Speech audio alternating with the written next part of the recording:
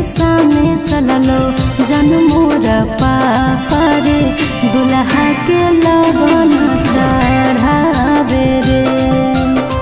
जल्दी से कोलावा 108 पर लगावे गे जन एम्बुलेंस बोलावे गे।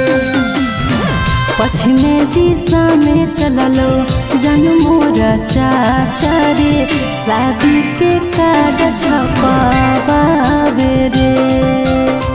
जल्दी जो पनिया चापा कलावा से भर के जन कलो डालिया गे।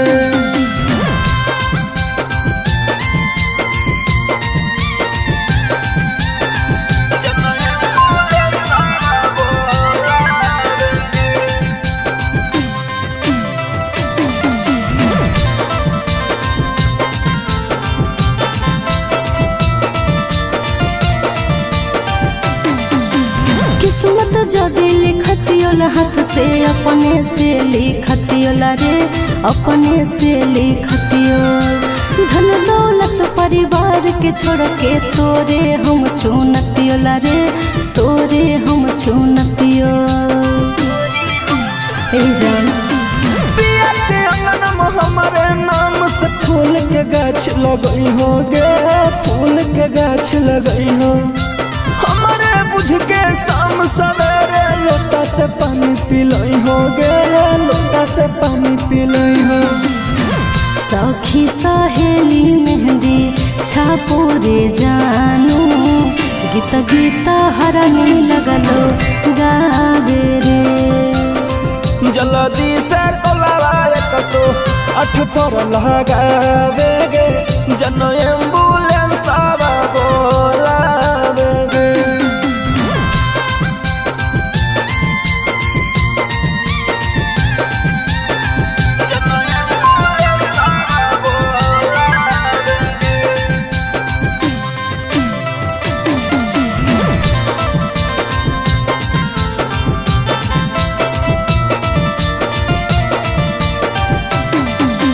जात पात के बात न रहतल तोरे संग भग जतियोला रे तोरे संग भग जतियो। सांस चले तोल जबले सुख दुख तोरे संग बीततियोला रे तोरे संग बीततियो। 184 योनि के बाद जन्म मनुष्य में पैली गे जन्म मनुष्य में पैली। तब पता नहीं के कर भाग में हमर के दोसर में जैनी गे हमर के दोसर में जैनी। चिंटू से नातायब जो राबो रे सौरभ नैना से लोर नहीं बहावे रे।